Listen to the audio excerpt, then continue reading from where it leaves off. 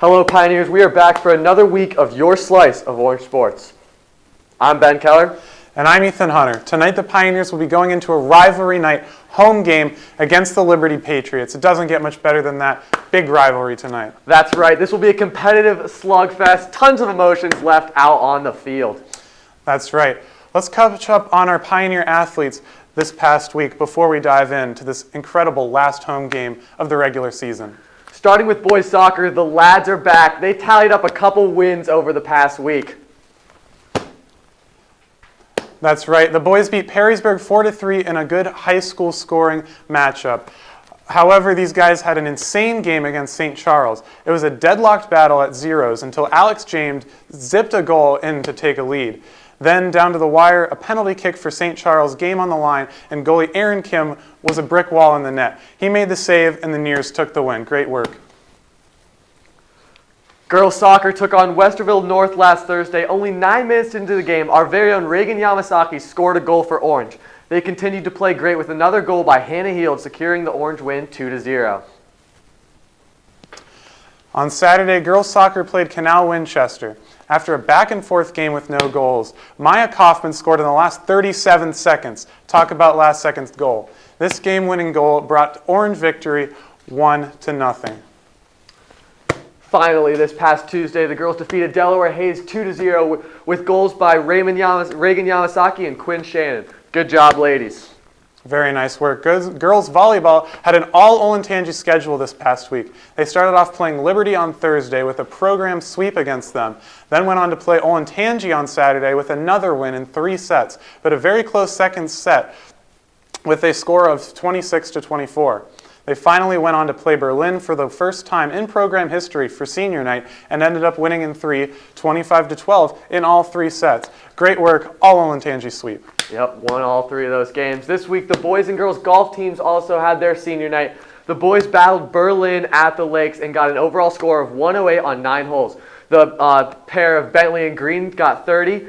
Nathan Brown and Ethan Hunter over here shot a 38, and Tanner Lambert and Ethan Muse shot a 40. They were able to take the win. What a great week it was. On the 28th, the varsity boys participated in the Pioneer Invite and unfortunately lost to Powell with 301. The Pioneers got 317, Johnson had a 77, Brown had a 79, Bentley shot an 80, Purdue with an 81, and Green with an 82.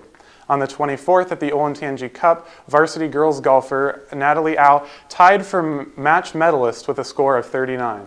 Great work. On Wednesday, the 23rd, field hockey played Dublin Scioto and won 1-0 in a tough game. That game pushed our girls' record to 2 wins, 4 losses, and 1 tie. This Saturday is a tough home game against Ursuline Academy. Then Wednesday, we play Olentangy Liberty at home. A tough slate ahead for the girls. That's right. Before we get back into football, Ben spoke to star defensive back Joey Guigenti to talk about the season. Hi Pioneers, I'm Ben Keller, and today before this rivalry game against Olentangy Liberty, I sat down with starting cornerback Joey Guigenti to talk about this team's expectations. I'm Joey Guigenti. I play wide receiver and defensive back for Olentangy Orange. I'm very happy that we got a chance to play this year. It would have been really disappointing to do all the work and all the stuff we had to do to get ready for the season and then not get to play. I'm excited to be able to go out with my friends and play the game I love so much. It hasn't really changed too much for us. Obviously, our season looks a lot different with only 6 games in the playoffs starting in 2 weeks. But, I mean, nobody's too worried about getting it. We all stay relatively safe and try to stay away from anything that would give us an opportunity to get the virus. Yeah, I mean, we have to wear masks at practice, which sucks, but, I mean, we'll get through that. It's not that big of a deal. We're 2-2 right now. We've had a pretty good year so far. We play in one of the hardest conferences in the OCC and even the country, honestly. Our expectation every week is to go out and win. We're not going out to lose games. I'm expecting to win the next 2 weeks, go into the playoffs with a lot of momentum, and make a run for it, man. So, yeah. We expect great things from this team as we look forward to seeing them in the playoffs. Thanks, Ben. Great work on that. Last week's football game was mind-blowing, to say the least. The boys won off a final second hook and ladder in a high school scoring shootout versus Hilliard Bradley. Yeah, talk about a Sports Center top 10. That last play was insane. That's right. It was drawn to perfection. The Pioneers played an outstanding game on both sides of the ball. Leisure accounted for 152 passing yards and 2 scores, but also triple digits in the rushing game and 2 more TDs carrying the rock. It was an all-around great game for Leisure. That's right. Once again, Isaac Campbell had a good game in the backfield. He tallied up 94 yards as the main runner for the Pioneers. That's right. Leisure targeted 4 receivers on the day. Robinson and Shearer with 39 yards. DeSabado had 38 yards, and Konzak had 36 yards. Very balanced approach from the offense. Konzak and Shearer got receiving touchdowns both. Yeah, that was a great game. He was really distributing the rock to everyone on the field, playing really well, and nice to see Shearer getting a touchdown. That's right. I mean, it was just an all-around great game for the Pioneers. Leisure, obviously, with 4 total touchdowns altogether. I mean, it was just such a great game. Yeah, that's right. And defense was doing really well. They got 2 turnovers off 2 interceptions. Joey Guagenti and Jordan Rudolph got interceptions, and that was Joey Guagenti's first. And Jordan Rudolph, that's his 3rd interception of the year. He played really well. Defense, they let in some scores, but they played really well. And I forgot to mention, Dylan Dempsey, too, had 7 tackles and a sack. He was doing really well. Let's toss it over to the highlights. Why don't we, Ben? And dive in, really, to this great game. That's right. So, obviously, Orange versus Bradley. I mean, it was such an exciting game to watch. It was on the CW, if you saw it. We'll get to that last incredible play at the end. First, we're going to start off talking about some defense. But so we have Jaden Ampadu in the tackle for loss. You see him up here in the box with all the linebackers. I mean, great game for the defense. They really had some key stops. Obviously, it was a high-scoring game, but I mean, it really came down to some of these big stops that they made to allow for the big last play to happen. As you see, Jaden running right through the line. Nobody even picks him up. He takes him down in the backfield. Great work. The Bradley loved to rush with their quarterback. He was all over it. He had, I think, over 100 yards. They love to run those read options just like you saw, and Ampadu was able to get it. Now you got a Joey Guagenti interception that we talked about. He's up here in the middle. This pass is going to be down here. You want to talk about he picked up the wide receiver who kind of got a little left open, picked him up perfectly, and he's kind of scanning the field. There's the guy left open, perfect zone coverage. He's able to get that. And one big thing I got to say is in a high-scoring matchup, turnovers like that, those can change those are a huge factor. Those can change the momentum and really just make the game. That's right. I had the pleasure of watching Joey Guagenti from one of the back end zones a couple games ago, and just getting to watch him, I mean, lining up in the safety position and in the middle of the field all the way back. His eyes stay on the ball no matter what. And I mean, just seeing him lurking, you know, taking off when the ball is thrown, and he gets some big picks. As you see this Dylan Dempsey sack. Like we mentioned before. Like we mentioned before, exactly. I mean, big game for Dylan Dempsey. Yeah, able to shed the blockers and get in there. And here's Jaden Ampadu with the pass breakup. Linebacker who really is just an overall great linebacker. He's good on pass rush. He's good on run game, and he's also good in the pass defense. You see he's going to get a pass breakup here. He's coming back into coverage, something that you don't really expect. And when he tries to throw it up, a big man like Ampadu is able to get his hands in the way and stop the pass. Yeah, big stopping the first down on that one. Now we have the Jordan Rudolph interception. I mean, like we said, great pass coverage the entire night. You're going to see him over here across the screen, off the screen just a little bit, and when it goes up, boom. Hit out by Joey Guagenti and picked up by Jordan Rudolph, who's going to take it back, try to get some yardage here. But he automatically, I mean, up to the 35. What a great possession. That's heads on a swivel. You see the big hitter, Joey Guagenti, coming in there. Ball's coming in. Joey gets the hit. Ball pops out right into his hands. He's ready for it. Boop, right there. Picked off, going the other way. That's right. I mean, great connections, chemistry with the defense as well, as we see this big tackle for loss here. That was Ampadu again getting in there and coming from the linebacker, like we mentioned, he's great in the run game. That's right. Just great chemistry to pop the ball up, catch it. I mean, the whole line was back there. These boys are hungry, and they're going to eat. We talked about a great run game from Isaac Campbell, but he was not the only rusher. Leisure was getting a bunch of yards, and here's a Caden Konzak touchdown. He's coming out from the wide receiver spot in motion. He's going to get this little jet sweep kind of play, handoff from Leisure, and already you see he's got 2 blockers here to kind of take off, and he gets just puts his shoulder down and gets to the end zone. Big play by him. That's right. That big lead blocking there by Isaac Campbell. You expect the handoff to go to him. He runs up the middle like he's got the ball, but no, he's going to hit you. He's going to bring you back. Yeah. And like we said, he can drop this shoulder. He's big on those blocks as well. Now here's a Josh Leisure touchdown. And not all these were planned. Obviously, Josh Leisure's going in for the pass.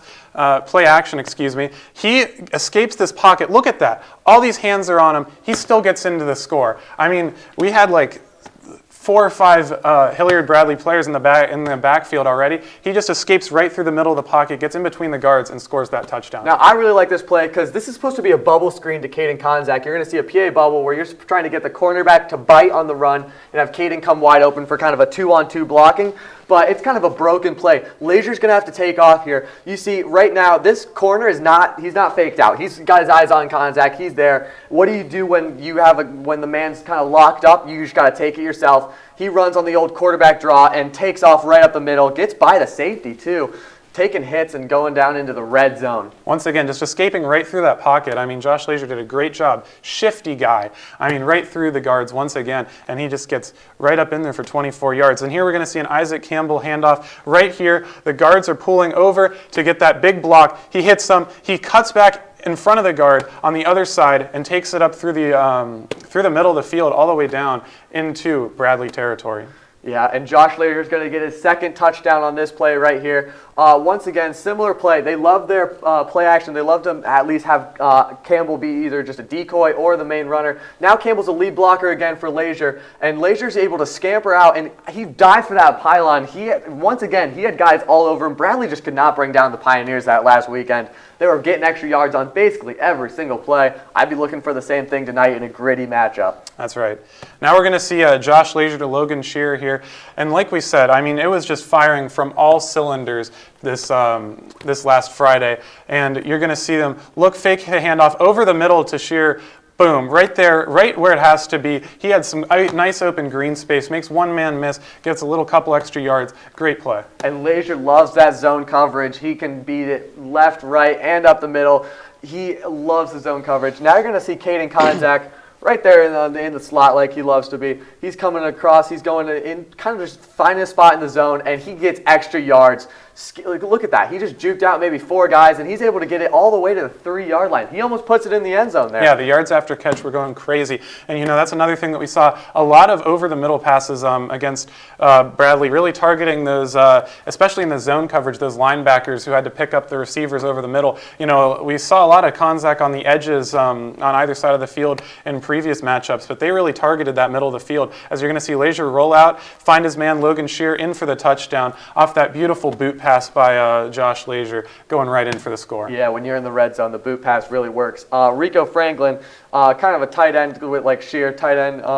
He's going to be getting this pass. He's a big target, and if you find him over the middle, it's perfect. He gets right behind the zone, right in between the cover 2 safeties, and he even gets some extra yards too. He's not going down easy. He's putting the ball out there, and he's really trying to get like those extra few yards. And here's the big game-winning touchdown. So right here, we're going to see Andre Robinson come across the middle. I'll use my hand instead of the football. I think that might work a little better, don't you say, Ben? I mean, I'd say so, yeah. So you're going to see Andre Robinson come right across the middle, okay? He's going to catch this ball, and he's going to flip it over, as you saw. I'm sure you saw this, to Caden Konzak. But I just love this 2 crossing over the middle routes that just gets them right next to each other in for the pass. Josh Leisure is going to find Robinson. Obviously, the game. This was around 13 seconds left on the clock. He knows that he has to advance some yards. The Pioneers had some timeouts, but you're just going to see him cut right across the middle right here, throws it to him. Stop. Look at that. His eyes right on Konzak. Konzak is still running his route. They were both crossing over together. He's got this defender beat, obviously around the middle. Josh Leisure could have thrown it to either of these guys over the middle, but I think he made the right play. Don't you, Ben? It worked out. It sure did. And the heads-up play, just to flip it over, and the cameraman a little confused, just as everybody was. Our own Tanner Lambert and Kayla Delmore were really screaming over there. That was just beautiful heads-up play there. His eyes were right on Konzak. Konzak was coming over the middle. He had the defenders beat. Who's going to expect that big play for the win? And the Pioneers did get that win, moving on to 3-2 and looking good for the postseason bracket. That is true. Seeding is a big factor, especially tonight. Tonight is a big game for playoff seeding for the Pioneers. We have Liberty coming to town, coming across the Olentangy River, and they're going to try to come into our territory and bring the Pioneers back to 500. It's going to be a gritty game. What do you got for us, Ethan? I completely agree. Liberty's had some big matchups against Kaufman that they eventually lost to after being up 14-0 in the first quarter.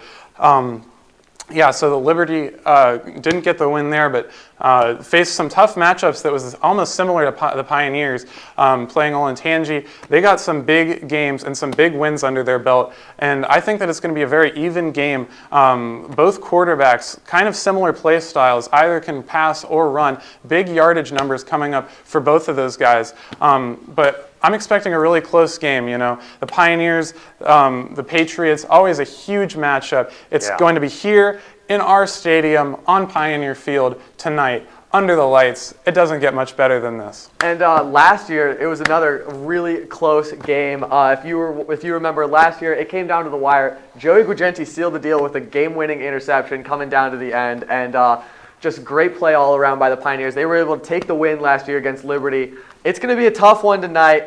Tanner and Reagan will be giving you all the expectations and game breakdown for tonight. But first, before we do that, Andrew Rose sat down with the Pioneer Athlete of the Week, Jack Berry.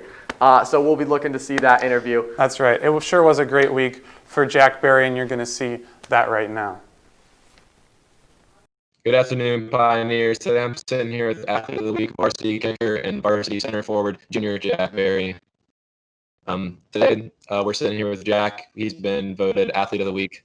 So congratulations, Jack. Thank you. So now I'm going to ask you a few questions. Just answer honestly. Okay. So as a starting varsity athlete, how do you prepare for game day in soccer and in football?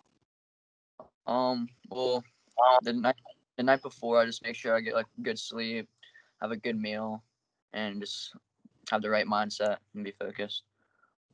That goes for both sports. Yeah. Gotcha. How do you manage your time committed to each sports? So my schedule, after school, I'll go to football for 20 minutes, 30 minutes, and just kick. And then I'd go home and rest and get a meal in before I have soccer from 7 to 9. Gotcha. Yeah. So this week in soccer, let me get the stats right. You scored a goal in the game against Bishop Watterson on Thursday, immediately followed by a crazy football Friday night victory where you knocked down every single field goal and extra point you attempted. Then Saturday, you scored 2 goals, including the game winner against Perrysburg. How are you feeling after back-to-back outstanding performances this week? It feels really good, but I'm not gonna let that distract me. I just gotta keep going and keep pushing through. Gotcha. Wins. And then, as I said, you were voted Athlete of the Week this week. How does that, what does that honor mean to you? It really means a lot. It gives me a lot of motivation, and I'm just gonna keep going. And then, after a week of being a key piece to all 3 victories, how do you use this moving forward? It's gonna help me out. We my team, both teams, we have a lot of motivation. We have a lot of how can I say this? We have a lot of Momentum. Yeah, momentum. We're going down the right path, and yeah. So walk us through a day in the life of being a 2-sport varsity athlete, starting, give us a school day, then give us a home day. Okay. So when I have school, I wake up around 6:30, take a shower, and then head over to school. I eat breakfast at the school, and then I get home early at 1:45 after 11 period. Go home, get a snack, and have an hour to myself. And then I go to football, and then after that, I go back to my house for a little bit, and then I have to go straight to soccer from 7 to 9. Gotcha. Then walk us through a little home day. A home day, well, when I get home, I just get a nap in because I'm pretty tired after both sports. Get good food and just rest up. Yeah. Gotcha. And then expectations for the rest of the season. Personal. We'll start personal. There's some personal expectations for the rest of the season you got for yourself. For soccer, like our team's looking really good this year. Like it's never been better. I feel like for the past like 5 years or like since the program even started. Like my expectations are going to like a state final. Like I feel like that's what our team has. Like we could easily like get there. We just have to keep working hard and getting through the week. All right. Well, thank you for your time, Jack. I hope you have a great rest of your season, soccer and football. This is Andrew as the Juice, and I'll see you next time. Thank you for having me. Oh, howdy, Pioneers. I'm Tanner Lambert, and this is your Slice of Orange Sports. This is going to be your game breakdown for this week. We recorded it, but there was no audio on it, so I had to throw something together here and get you that game breakdown that you were promised from Ethan and Ben. I'd like to say great interview there, Andrew, with Jack Berry, a true Pioneer and a great athlete, and he's doing a lot of great things out there on the soccer field. You can definitely tell he's excited for that soccer postseason, and he's one heck of a football kicker as well. Let's get started for your game breakdown here tonight. Reagan, you did a great job this week at soccer. She's the team leader in goals scored now. Did want to mention that real quick too. We talked about that a little bit, but again, that's not here for us to listen to. So the Pioneers are home tonight against Liberty. Mitch Fields brings the 4-1 Powell Patriots, and their only loss comes to undefeated Kaufman. Powell's good just like last year, and just like usual, they're a strong team both defensively, offensively, and they can make plays on special teams that really change the outcome of games. Pioneers are 3-2 coming into this game. They have a tough loss to Olentangy, and like Powell, their other loss coming to Kaufman. This week is one of the biggest tests of the season. Mitch Fields might be the best quarterback our Pioneers have seen all season. They played A.J. Morgan last week, who was really great with his legs, but not so great with his arm. And, Fields can get it done with his arm just as well. So the Pioneers have really got to be vigilant tonight. They are going to look to other guys to make plays. We don't know if Guagenti is going to be 100%. He might play some defensive snaps. Look for him on the offensive side of the ball if he is given the go-ahead to play tonight. That's what I've been hearing this week. And, again, Fields is really something that's dynamic and something this Pioneer defense is going to have to be ready for. Playing Morgan last week is going to help them prepare a little bit for it. Powell had 255 rushing yards last week against Davidson in a 45-7 win. So, Orange beat Davidson, but it was nothing close to that margin of victory for the Pioneers. They did have to fight hard to get that win, but at the end, great first half. And second half wasn't as perfect. They got the win against Davidson. That's all that matters, was the win at the end of the day.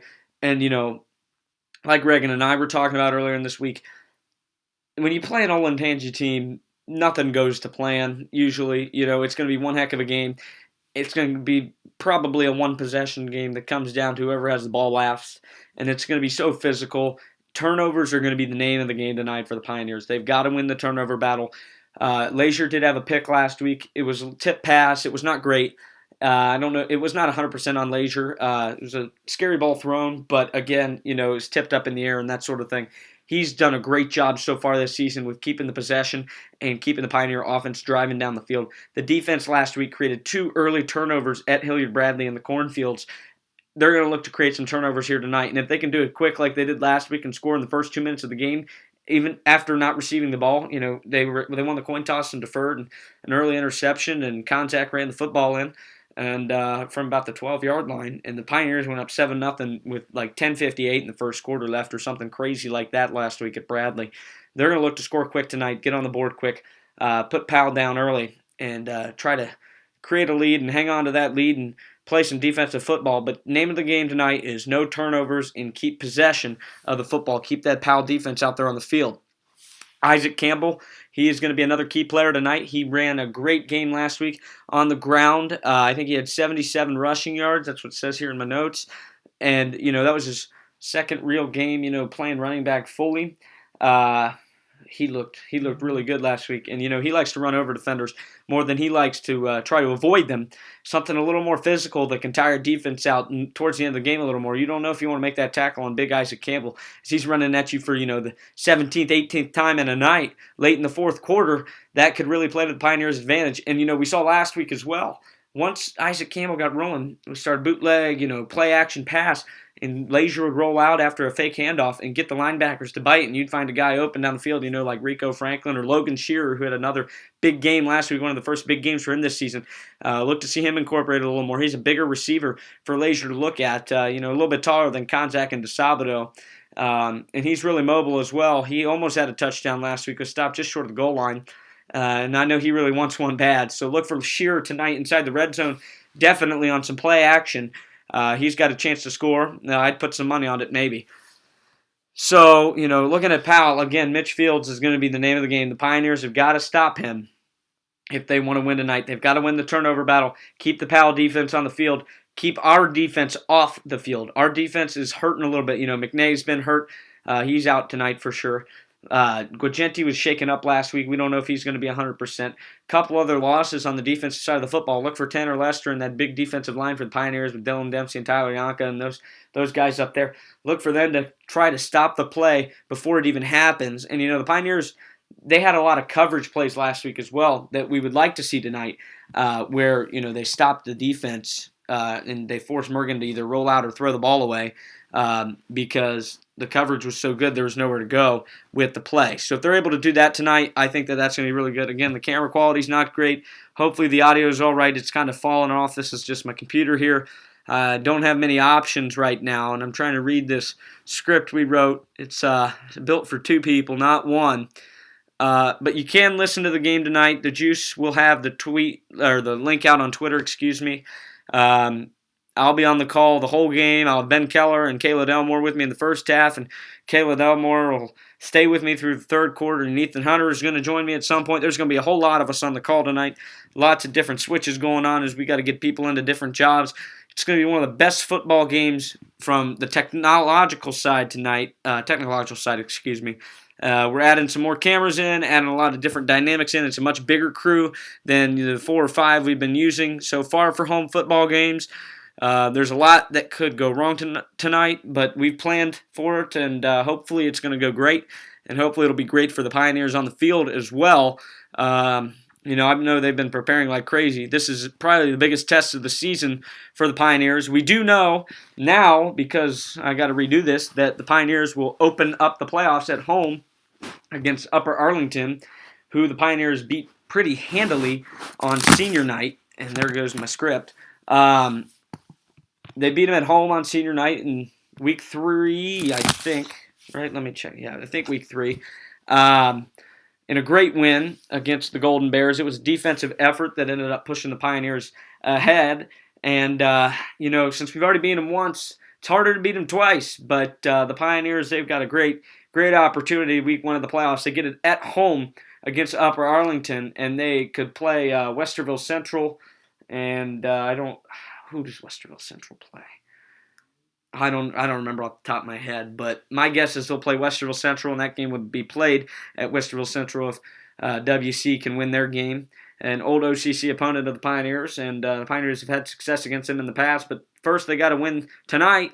They don't have to, but they wouldn't. That would not hurt. Another win tonight, big rivalry win, could give some momentum, finish out on a hot streak. After a tough loss to Kaufman a couple of weeks ago away, being able to come home and close it out against a in-district rival as well as OCC rival and one of our biggest rivals, Powell. It'd be great. So let's look at some of the upcoming events next week. Girls volleyball is playing Dublin Scioto at home on Saturday at 11:30 in the morning. They play again on the 6th against Dublin Kaufman. And then Thursday the 8th, they're not home. They're at Upper Arlington at 7. A busy week for the girls who just swept the Olentangies and have not lost a set all season to a Central Ohio team. So volleyball is looking just as good, probably stronger than last year's team. And they've got some momentum going into the postseason here as they're on the backstretch. Girls soccer is at Hilliard Bradley, their last home game of the season on Tuesday. On Thursday, they make a little trip up to Marysville. Some huge game for the Pioneers, and they will hope to build some more momentum. A big win against Delaware Hayes earlier this week, and I don't know the final yet. It's probably getting close. It's about 9 o'clock here tonight. I don't know the final of that game against Upper Arlington, but it was tied at halftime, 0-0. The girls are looking really, really strong. Some, miscommunications here or there, but they've won some big games. They've lost some games they should have won, and hopefully they can have some momentum heading into their postseason. Boys soccer, the varsity boys are away at Hilliard Bradley on Tuesday. On Thursday, they're home against Dublin Jerome. The boys are doing really, really well, and hopefully 2 more wins this week to add to it. Andrew's talking to Jack Barry about it. This is probably the best boys soccer team we've seen in a long time here at Orange. Aaron Kim has been playing really, really well. And the Pioneer scoring, led by Jack Barry. they have scored a lot of goals, and Jerry Ashmead's playing really great, and they're leaning on the seniors a little bit, but they've got some young guys up there to help out, and Pioneer Soccer is really looking strong. Boys and girls golf, they've got sectionals coming up as their regular seasons come to a close. Senior night for boys golf and girls golf was this past week. And, two of the boys' seniors, Jonathan Green and Corbin Bentley, they did, the boys, I played. We did a scramble 2-man, and you played with your buddy. And so Corbin Bentley and Jonathan Green, varsity 1 and 2, played together, and they shot a 30 at the Lakes and had a putt to shoot a 29. It was about a 22-footer. And they both missed it by about a half inch. It was a great night for the boys out at senior night. We had a lot of fun, had some caddies, and a good time against Berlin. And I think we ended up winning. Not that it was really for anything. And the girls, they've been playing really well. Hopefully they can get something going here in the postseason at sectionals. The boys got a chance to go to state. The girls can make it to districts, no problem. Hopefully they can do that. Field hockey plays against Ursuline Academy on Saturday at 12:30. The girls need to gain some momentum before they start their postseason. Cross country's at Berlin tomorrow morning at Olentangy Berlin High School for a dual meet. And cross country's been running pretty fast, pretty well so far this season, and they're entering the back stretch. And then the playoffs start next week, like I mentioned earlier, for football. And the boys are at home against Upper Arlington in a huge contest that we would love to see the boys win and get back-to-back years with home playoff wins. That would be something I'm sure Coach Schroeder would love to see. And, I forgot to mention it earlier, but last week, one of the boys' biggest problems was 10 penalties for 85 yards is what I have written down. I know it was 85. It might have been 8 penalties. Still, too many penalties for the boys. You take that many penalties tonight against Powell, it's not going to be good whatsoever. And there's no way you win that football game. So the boys have got to stay disciplined tonight. They've got to keep the ball in their hands, and they've got to get the ball out of Field's hands and get it back to Josh Lazier. Thanks, Pioneers. For Ethan, Reagan, myself, Ben's out on the lake probably sailing, and me and Ethan have retired from golf. Reagan's got to keep scoring some soccer goals. We say have a great weekend. Go Pioneers. We'll see you next Friday for Week 5 of your Slice of Orange Sports.